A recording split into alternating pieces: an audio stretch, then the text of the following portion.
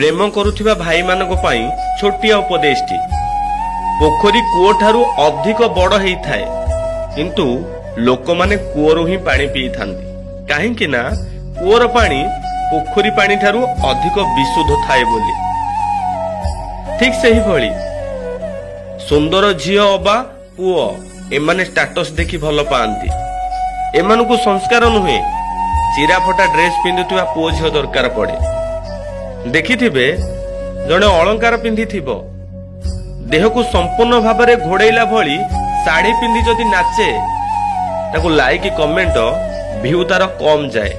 किंतु चिरा फटा ड्रेस पिंधिथिबो, देहकु देखैला भली जदि वीडियो बनेकी पोस्ट करे ना, लाइक सहित कमेंट एवं मिलियन मिलियन भ्यू जाए। तो ये भूल कहार? जदि आमे केही भी से वीडियो को देखिबानी तो भी से सेमितिया वीडियो केबे बनैबनी। तो आम मानकर इच्छा पर नारीर इज्जत को देखिबा पाई। आम नारीर इज्जत भी किए जने देखुची, किंतु आमे अन्य जनक नारीर इज्जत देखिबा पाई ए समाज को नष्ट करि सारिलेनी।